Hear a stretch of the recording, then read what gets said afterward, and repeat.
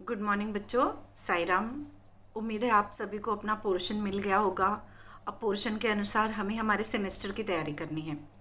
तो बच्चों आज हम इस अपना रिवीजन देखेंगे और रिवीजन में आज हम इस पार्ट में रिवीजन पार्ट 1 में हम केवल कविता देखेंगे। तो बच्चों आपका जो पार्ट है कविता है, पूरक पठन है और व्याकरण है, इसी के अनुसार हम अपना रिवीजन भी देखेंगे। आपका जो प्रश्न पत्र आता है और जो आने वाला है उस प्रश्न पत्र के अनुसार हमें गद्य, पद्य, पूरक पठन, अपठित और रचना विभाग, व्याकरण, इस प्रकार हमारा प्रश्न पत्र विभाजित होता है। तो आज हम पहले क्या देखेंगे? कविता देखेंगे। और बच्चों कविता की तरफ बढ़ते वक्त रिवीजन करने से पहले, पुनरावर्तन करने से पहले मैं आपको ये बताना चाहती हूँ कि इस बार जो हमारे पाठ हैं, जिन पाठ को समावेश नहीं किया गया है परीक्षाओं में, लेकिन उस पाठ का जो भाषा बिंदु होता है, भाषा बिंदु का अर्थ होता है जो ग्रामर है, वो आपको पूछा जाएगा। अब जैसे पाठ 1 भारत महिमा 1.1 आपके पोर्शन में दिया है। 1.1 आपका सेमेस्टर का जो पोर्शन है ये आने वाला है। लेकिन 1.2 लक्ष्मी पाठ नहीं आएगा। लेकिन लक्ष्मी पाठ जो है, इस पाठ के पीछे जहाँ स्वाध्याय है वहाँ भाषा बिंदु भी है, व्याकरण है, वो व्याकरण आपको आएगा। फिर वाहरे हमदर्द ये पाठ आएगा। पूरक पठन मन।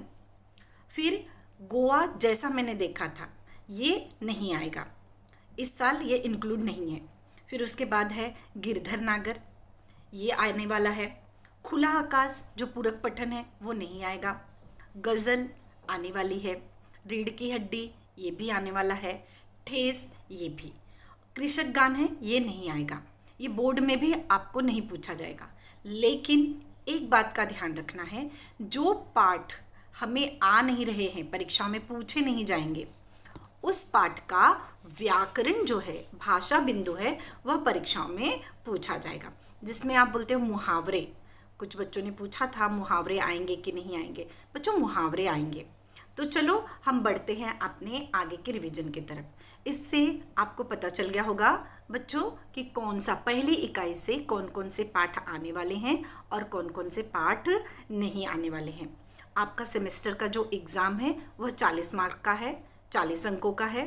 और आपको बताया भी गया है कि इस 40 अंकों में जो भी है गद्य, पद्य, अपठित, पूरक पठन, व्याकरण, रचना विभाग, सभी का समावेश है। लेकिन सब चीज़ें आपको एमसीक्यू टाइप में ही पूछी जाएंगी।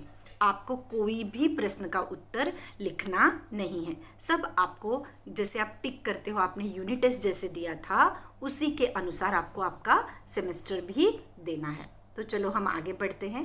पेपर पैटर्न आपसे मैंने पहले ही डिस्कस कर लिया था, आप लोगों को बता दिया था कि जैसे गद्य विभाग लिया जाए, मतलब पाठ से रिलेटेड लिया जाए, तो आपको पाठ में 2 परिच्छेद पूछे जाएंगे। फिर उसके बाद एक अनसीन पैसेज पूछा जाएगा। अनसीन पैसेज के बाद बच्चों आपको फिर पोयम से संबंधित हो जाता है, पोयम पूछा जाएगा। पोयम के बाद आपको पूछा जाएगा पूरक पठन पूछा जाएगा। पूरक पठन के बाद व्याकरण, व्याकरण के बाद रचना विभाग, उपयोजित लेखन पूछा जाएगा।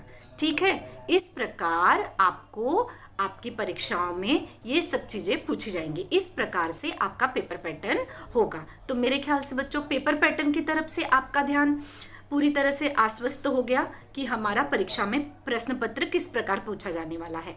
तो ये क्लियर हो गया। तो चलो हम अपने रिवीजन की तरफ बढ़ते हैं। हमारा रिवीजन कुछ इस प्रकार, जैसे आपने देखा था पहला भारत महिमा कविता, ये हमारे पास कविता के रूप में है। इस कविता को हमने यूनिट टेस्ट में भी समाहित किया था, तो इसमें से भी आपको प्रश्न पूछे जा सकते हैं। और आपको पता है बच्चों, एक प्रश्न के 2-2, 3-3 ऑप्शन दिए गए रहेंगे। आपको उसमें से आपको फाइंड आउट करना है राइट आंसर। आपको लिखना कुछ भी नहीं है, चाहे रचना विभाग भी है वो भी आपको लिखना नहीं है। आपको जो कहानी है, पत्र है, निबंध है, वो फॉर्मेट के अनुसार आपसे प्रश्न पूछे जाएंगे। किस ढंग से प्रश्न पूछे जाएंगे जो आप आसानी से उसके उत्तर दे सकते हैं। तो चलो रिवीजन में हम पुनरावर्तन में आते हैं। भारत महिमा, आपको याद होगा सबसे पहले ही शुरुआत हमने इसी से की थी। इसमें कवि ने क्या बताया था, अपने देश के अतीत का सजीव वर्णन किया था। कविता का बहुत सुंदर अर्थ हमने लिखा है, आपको रिटर्न वर्क में भी दिया गया है। कविता का अर्थ आपको पढ़ के लेना है। कविता का अर्थ परीक्षाओं में पूछा तो नहीं जाएगा, इस बार की परीक्षा मतलब आपके सेमेस्टर की परीक्षा में नहीं पूछा जाएगा, लेकिन बोर्ड की परीक्षा में पूछा जा सकता है, तो उसे आपको पढ़ के रखना है। अब हम आगे बढ़ते हैं कि भारत महिमा में जैसे हमने देखा था, कौन थे, जयशंकर प्रसाद जी थे। उन्होंने भारत की महिमा का गुणगान किया था। और किस प्रकार के प्रश्न थे, जैसे आपके सामने हैं, कहीं से हम आए थे नहीं, अर्थात इन पंक्तियों का अर्थ क्या हुआ, हम बाहर से नहीं आए बल्कि भारत भूमि में पैदा हुए, ये हो सकता है। इसके अलावा कोई दूसरा आंसर भी दिया गया रहेगा ऑप्शन में, वो आपको फाइंड आउट करना है राइट आंसर। वही हम दिव्य आर्य संतान, इसका अर्थ क्या है, हम भारत की संतान हैं जिसमें ज्ञान है, साहस है, शक्ति है, शांति है और हमारी नसों में भी वही आर्यों का खून बहता है। बच्चों ये हमने देख चुके थे। अब हम आगे की तरफ पढ़ते हैं। कविता में प्रयुक्त दो धातुओं के नाम जिस प्रकार थे, लोहा और क्या था, सोना था, ये दो धातु थी। फिर आगे का प्रश्न किस प्रकार, भारतीय संस्कृति की दो विशेषताएं, अतिथि को देवता समझना और वचन पालन की आदत। तो ऑप्शन के रूप में आपको प्रश्न के उत्तर लिखने होंगे, टिक करने होंगे कि ऑप्शन आपको दिए गए रहेंगे। तो हमने भारत महिमा कविता देखी, ये हमने पहले भी देख ली थी, पहले यूनिट टेस्ट में आया था। हम अब आगे बढ़ते हैं कविता क्रमांक 6, गिरधर नागर। बच्चों मैंने कहा इस रिवीजन में हम पहले केवल कविताओं का रिवीजन देखेंगे। तो जो गिरधर नागर है, इसकी जो रचयिता थी कौन, मीराबाई थी, ठीक है। इसमें उन्होंने क्या बताया था, कृष्ण जो हैं, कृष्ण को वो अपना क्या मानती हैं, कृष्ण को वो अपना आराध्य मानती हैं, अपना देवता मानती हैं। सब कुछ उन्होंने कृष्ण के प्रति समर्पित कर दिया है। और उन्होंने ये भी बताया है कि जिस प्रकार आपने सब लोगों के दुख को, दर्द को, पीड़ा को हरा, उसी प्रकार मेरे दुख, दर्द और मेरी पीड़ा को हरो। ये तो हमने अपने पाठों में पढ़ा था। जब कविता मैंने आपको समझाई थी, जब कविता हम पढ़ रहे थे, तो मैंने आपको इसके सरल अर्थ भी बताए थे और किस प्रकार कठिन शब्दों के अर्थ थे ये भी हमने बताए थे। आप लोगों ने पढ़ा होगा तो आपको याद होगा। अब इससे संबंधित प्रश्न किस प्रकार होगा, अब ऐसे ही पूछा जाएगा, पद्यांश पढ़कर दी गई सूचना के अनुसार कृतियां कीजिए। ठीक है, पहला है संजाल पूर्ण करो। आपके लिए इस प्रकार का भी प्रश्न हो सकता है कि समझकर उत्तर चुनिए। अब जैसे पहला प्रश्न है, होली के समय आनंद निमित्त करने वाले घटक क्या क्या है, छत्तीसू गाना, पखावज बजाना, केसर घोलना, अपार रंग बरसना। ये तो 4 सही उत्तर हैं। लेकिन बच्चों जब आपको एग्जाम में 4 ऑप्शन दिया जाएगा तो कैसा दिया जाएगा, एक ही ऑप्शन सही दिया जाएगा, बाकी तीनों गलत। अब जैसे होली के समय आनंद निमित्त करने वाले घटक, केसर घोलना, फिर क्या होना, पिचकारी से कलर फेंकना, नाचना गाना, तो राइट आंसर क्या होगा, केसर घोलना। बाकी सब आंसर राइट नहीं होंगे। ठीक है, इस प्रकार के प्रश्न होंगे। अब अगला प्रश्न, दूध मथने पर निकलने वाले पदार्थ। दूध मखने मतलब जब हम दूध को मथते हैं तो उससे क्या निकलता है, छाछ और मक्खन। तो आपको ऑप्शन दिया रहेगा छाछ, दही, दूध, तो क्या निकलता है, छाछ निकलता है। राइट आंसर पे आपको क्लिक करना है। मीरा ने अपने आंसुओं का उपयोग इस तरह किया, किस तरह, ईश्वर प्रेम की बेल को सींचा। मतलब अपने आंसुओं का प्रयोग किस प्रकार किया, ईश्वर प्रेम की बेली को सींचा। ये सही आंसर है। एक गलत आंसर दिया रहेगा, एक सही आंसर दिया रहेगा, आपको वो सही आंसर चुनना होगा। मीरा ने इसे त्याग दिया, कुल की परंपरा और लोक लज्जा को त्याग दिया। ये हमने देखा था कि मीरा ने कहा था ना कृष्ण के कि आप मेरे आराध्य हो और आपकी भक्ति में मैंने क्या कर दिया है, पूरे कुल की परंपरा, लोक लज्जा, सब चीज़ें मैंने त्याग दी है, ऐसा उन्होंने बताया था। अब बच्चों ये जो स्वाध्याय आपके सामने आप देख रहे हो, ये स्वाध्याय आपकी ही टेक्स्ट बुक में है, जो हमने पढ़ा है मीरा के पद, गिरधर नागर जो मीराबाई ने लिखा है। उसमें जैसे होली के समय आनंद निमित्त करने वाले घटक, ये तो हमने देखा इसके पहले, इसका आंसर। दूसरा क्या है, कन्हैया की विशेषताएं बताइए। अब कन्हैया की विशेषताएं हमें 4 हैं। जैसे क्या है वो? मीरा के आराध्य हैं। इसका आंसर मैं बता रही हूँ। मीरा के आराध्य हैं, गिरधर नागर हैं, पालनहार हैं और मुकुट पहनते हैं, सर पर मोर मुकुट धारण किए हुए हैं। तो बच्चों आपको एक विशेषता सही बताई जाएगी, बाकी की 2 विशेषताएं रॉन्ग बताई जाएंगी। तो आपको उसमें से सही वाले पे टिक करना है। तो अब तो आप 10वीं में पहुंच चुके हो, आपको बहुत अच्छी तरीके से मालूम है कि किस ढंग से हमें प्रश्नों के उत्तर करने हैं। लेकिन एक बात का आपको बहुत अच्छी तरीके से ध्यान देना है। अगर कहा गया है, प्रश्न में लिखा गया है कि परिच्छेद पढ़कर ही प्रश्नों के उत्तर दीजिए, परिच्छेद से ढूंढ कर लिखिए, तो परिच्छेद में जो आंसर होगा वही दिया जाएगा, उसी को मान्य किया जाएगा। अब जैसे समानार्थी शब्द होता है बच्चों, तो समानार्थी शब्द तो कई समान अर्थ निकलते हैं, लेकिन जो परिच्छेद में समानार्थी शब्द मिलेगा वही सही उत्तर होगा। इस बात का आपको बहुत ध्यान देना है, विशेष रूप पे ध्यान देना है। परिच्छेद से मैच खाता हुआ ही उत्तर सही माना जाएगा। अब आगे देखें, इस अर्थ में आए शब्द लिखिए। अब दासी के लिए क्या अर्थ आया है, साजन के लिए क्या, बार बार और आकाश। ये तो मैंने आपको जब पाठ पढ़ाया था उसमें मैंने आपको रिवीजन के थ्रू, एक पुनरावर्तन के थ्रू बताया था। नेक्स्ट है कन्हैया के नाम। कन्हैया के क्या नाम है? कन्हैया के नाम है गिरधर और गोपाल। और भी कन्हैया के नाम आ सकते हैं, कृष्ण आ सकते हैं, मुरलीधर आ सकते हैं, मुरारी आ सकते हैं। ये आप लिख सकते हो क्योंकि इसमें, इस परिच्छेद में कन्हैया के बहुत नाम हैं। तो आप इसमें इसलिए इस प्रकार का प्रश्न नहीं दिया जाएगा कि परिच्छेद में से ढूंढ कर लिखिए, क्योंकि कन्हैया को बहुत नामों से मीराबाई ने पुकारा है। तो ये रहा, हमने क्या देखा? गिरधर नागर देखा। गिरधर नागर वाली कविता देखी, पहले भारत महिमा देखी, गिरधर नागर देखा। अब हम आगे देखते हैं कौन सी, याद आई आपको? गज़ल। हम क्या देखते हैं? गज़ल। गज़ल जो थी बच्चों, हमने इसे कितने पार्ट में पढ़ा था आपको याद है? गज़ल को मैंने आपको 3 पार्ट में पढ़ाया था, क्योंकि गज़ल बहुत बड़ी थी और बहुत सुंदर थी। इस गज़ल में क्या बताया गया था कि हमारे कर्तव्य क्या होते हैं, हमें कैसे रहना चाहिए और हमारा कर्म कैसे करते रहना चाहिए। जैसा हम करेंगे वैसा हमें मिलेगा, और हमें लोगों की किस प्रकार सहायता करनी चाहिए। तो मैंने इसका थोड़ा सा पद्य संबंधी आपके सामने रखा है। प्रस्तुत गज़ल के अधिकांश शेरों में वर्मा जी ने हम सबको जीवन में निरंतर अच्छे कर्म करते हुए आगे बढ़ने के लिए प्रेरित किया है। गजलकार ने संदेश देते हुए कहा है कि अपने रूप रंग से सुंदर दिखने के बजाय अपने कर्मों से सुंदर दिखना आवश्यक है। मतलब पूरी गजल का सारांश क्या था बच्चों, कि हमें हमारा कर्म करते हुए आगे की तरफ बढ़ना है, अच्छे कार्य को करना है। ऐसे छोटी छोटी गजल की लाइनें दी थी जो बहुत सुंदर सुंदर लाइनें थी, जिसका अर्थ भी बहुत सुंदर था। अब इससे संबंधित जो प्रश्न पूछे जाएंगे, किस प्रकार के पूछे भी जा सकते हैं। और बच्चों ये नहीं, जरूरी ये नहीं कि जो मैं रिवीजन में आपसे प्रश्न कर रही हूँ वही प्रश्न आपकी परीक्षाओं में आएगा। आपको इतना पता है कि परीक्षाओं में आपको परिच्छेद दिया जाएगा और आपको परिच्छेद में से ही ढूंढ कर लिखना है। तो परिच्छेद में से ढूंढ कर लिखना है, आपको ऑप्शन भी दिया गया है, तो आराम से आप कर सकते हो। कोई परेशानी की ऐसे मुझे नहीं लगता आपको कोई परेशानी होगी। ठीक है, चलो देखते हैं इसमें किस प्रकार के प्रश्न पूछे जा सकते हैं। ये प्रश्न आपके स्वाध्याय में भी है। गजल की पंक्तियों का तात्पर्य। जैसे पहला प्रश्न है, नींव के अंदर दिखो, तो इस पंक्ति का तात्पर्य क्या है?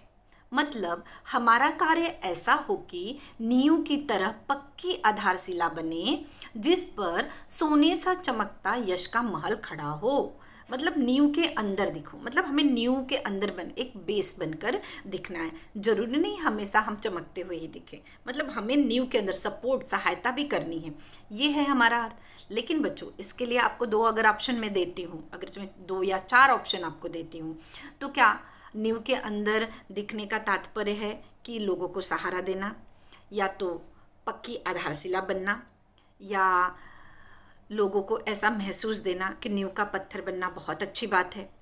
तो आपको तीनों जो ऑप्शन मैंने बताए, तीनों तो कंफ्यूजिंग है, लेकिन आपको सही क्या आना चाहिए? पक्की आधारशिला बनना। ठीक है। नेक्स्ट है, आईना बनकर दिखो। इसका अर्थ क्या है? पत्थरों के निर्मम शहर में अपने कटु अनुभवों को प्रतिबिंबित करता हुआ आईना बनना है जिसमें जिंदगी की शक्ल दिखाई दे। अब देखो क्या प्रश्न है, आईना बनकर दिखो। अगर मैंने ऑप्शन दिया, कैसे दिया, जिंदगी की शक्ल दिखाई दे ऐसा, अपनी शक्ल दिखाई दे ऐसा, सब लोगों को देख सके ऐसा, तो क्या आंसर आएगा, जिंदगी की शक्ल दिखाई दे ऐसा हमें आईना बनकर दिखना है। तो बच्चों आपको समझ में आ रहा होगा कि किस प्रकार के उत्तर आपसे पूछे जा सकते हैं, टीचर किस प्रकार के प्रश्न आपके सामने रखेंगी, अलग ढंग का भी रख सकती हैं, ठीक, लेकिन रहेगा ऑप्शन के अनुसार ही। आगे हम देखते हैं, निम्नलिखित पंक्तियों से प्राप्त जीवन मूल्य लिखिए। आपको महसूस डैश भीतर दिखो। आपको महसूस क्या होगी, दूसरों की पीड़ा महसूस करना, इसका अर्थ होता है। दूसरा है कोई ऐसी शक्ल मुझे अक्सर दिखो, इसका अर्थ सद्भावना, सहयोग, मानवता, हृदयता आदि का तेज। मतलब इन पंक्तियों का जीवन मूल्य क्या है, इन पंक्तियों से हमें मिलता क्या है, क्या सीख मिलती है, तो इसके लिए भी टीचर अलग ऑप्शन दे सकते हैं। आपको सही ऑप्शन टिक करना होगा। अब ये रिटर्न वर्क में भी आपको दिया गया है बच्चों, रिटर्न वर्क जो अगर आप देखोगे तो यही सब प्रश्न आपको बताए गए हैं, आप उसे पढ़िए। निम्न विधान सही करके लिखिए। हम सबके लिए कोई मर्यादा नहीं बनी है हम सबके लिए एक मर्यादा बनी है, सही उत्तर। वक्त की धुन में जुगनू भी रोशनी नहीं देता, वक्त की धुंध में जुगनू की रोशनी भी महत्वपूर्ण होती है। याद है आपको, हमने पढ़ा था ना कि एक जुगनू भी थोड़ा सा सहारा दे देता है, इतना बड़ा अंधकार होता है, जुगनू की छोटी सी चमक हमें रास्ता दिखा देती है। तो इस प्रकार विधान सही करके होता है, तो सही विधान आपको चुनना पड़ेगा। अब जैसे यहाँ आपके सामने है, पहली वाला जो है, सूचना के अनुसार कृतियाँ कीजिए। गजल की पंक्तियों का तात्पर्य, ये हमने बच्चों डिस्कस कर लिया। दूसरा है मनुष्य से अपेक्षाएं, मनुष्य से क्या अपेक्षाएं होनी चाहिए कि क्या करे, वह लोगों का पथ प्रदर्शक बने और लोगों का सहारा बने, ठीक। दूसरा है जिनके उत्तर निम्न शब्द हों ऐसे प्रश्न तैयार कीजिए। जैसे भीड़, तो भीड़ है, इससे रिलेटेड टीचर आपको क्वेश्चन देगी और बोलेगी क्या ये क्वेश्चन सही है। जुगनू से रिलेटेड टीचर क्वेश्चन बना के देखिए, पूछेगी कि इसमें से कौन सा प्रश्न सही है। आगे है निम्नलिखित पंक्तियों से प्राप्त जीवन मूल्य लिखिए। तो जीवन मूल्य हमने अभी इसके पहले देखा था कि किस प्रकार निम्नलिखित पंक्तियों से हमें जीवन मूल्य प्राप्त हुआ था, जो कि हमने यहाँ पर देखा था कि निम्नलिखित पंक्तियों से प्राप्त जीवन मूल्य, ये भी हमने देखा।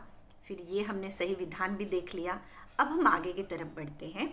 गजल में प्रयुक्त प्राकृतिक घटक, जो प्राकृतिक घटक है क्या है, जुगनू, सीप, फूल और तितली। आपको अलग ऑप्शन दिया जा सकता है, जैसे दे दिया गया सीप, पानी, वर्षा, नदी, तो आपको राइट आंसर क्या करना है, जुगनू, क्योंकि परिच्छेद में क्या दिया है, जुगनू।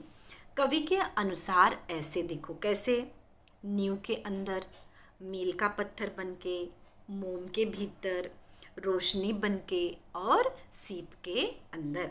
तो ऐसे ऑप्शंस आपको मैंने जो यहाँ पे बताए, कवि के अनुसार ऐसे देखो, जो मैंने आपको उत्तर दिए उसमें से एक उत्तर सही होगा, दो उत्तर गलत होगा, तो आपको सही उत्तर चुनना होगा। तो बच्चों आज का जो हमारा रिवीजन है, आज का जो हमने पुनरावर्तन देखा, तो मैंने क्या किया, आपको जो हमारी 3 कविताएं पूरे जो आपको सेमेस्टर में जो भी आने वाला है, जो भी आपका पोर्शन है, उस पोर्शन में ये 3 कविताएं, तो सबसे पहले मैंने क्या कर लिया, आपको 3 कविताओं का रिवीजन हमने कर लिया। थोड़ा सा हमारे दिमाग में ये पुनरावृत्त हो गया कि हमने कविताओं में क्या पढ़ा था। अब अगले रिवीजन में हम क्या करेंगे, हम अगले रिवीजन में पाठ और पूरक पठन देखेंगे, और उसके अगले रिवीजन में हम क्या देखेंगे, ग्रामर और रचना विभाग से संबंधित देखेंगे कि उसमें हमें किस प्रकार से प्रश्न पूछे जा सकते हैं, क्या क्या ग्रामर है, उपयोजित लेखन में क्या है। ठीक है बच्चों, उम्मीद है आप थोड़ा सा आपकी परेशानी कम हुई होगी कि पेपर कैसा होगा, कितने मार्क का होगा। ठीक है, ओके, अगली बार फिर मिलेंगे। धन्यवाद।